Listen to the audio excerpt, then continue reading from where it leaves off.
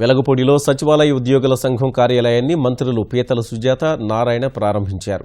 సంక్షేమ కార్యక్రమాలను ప్రజల్లోకి తీసుకువెళ్లే బాధ్యతను ఉద్యోగులు తీసుకోవాలని మంత్రులు సూచించారు. 2018 చివరి నాటికి శాశ్వత సచివాలయాన్ని నిర్మిస్తామని తెలిపారు. ఈ సచివాలయంలో ఏదైతే ఇప్పుడు మనం నిర్మించామో ఇది టెంపరీ, అందరికీ తెలుసు. ఇది 2018 డిసెంబర్ వరకు. పర్మనెంట్ ఏదైతే కట్టదలుచుకున్నా దానికి సంబంధించి మాస్టర్ ప్లాన్ కూడా ఫైనలైజ్ చేశాము.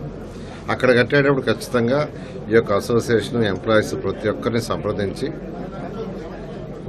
వీలైనంత వరకు అన్ని వసతులు ఉండేటట్టుగా చేస్తాం. ఉద్యోగస్తులు కూడా ఒక కమిట్మెంట్ ఇంకా గట్టిగా ఏర్పడి చక్కగా పాలసీ విషయంలో కానివ్వండి, మన క్యాపిటల్లో సహాయ సహకారాల్లో కానివ్వండి ఎంతగానో కోఆపరేట్ చేస్తున్నారు ప్రభుత్వానికి.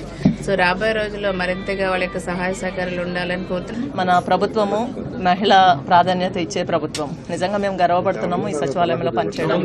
ప్రతి విషయంలో కూడా వారు మాకు సహకరించి మెయిన్ అసోసియేషన్ హాల్ ఇచ్చినప్పటికీ ఉమెన్ కూడా ప్రత్యేకంగా ఉండాలనే ఉద్దేశంతో మాకు ఒక హాల్ని మాకు కేటాయించారు, జిమ్ కూడా కేటాయించారు. దీని ప్రారంభోత్సవానికి వచ్చిన ఇద్దరు మంత్రులు గారికి నేను ధన్యవాదాలు తెలియపరుస్తున్నాను.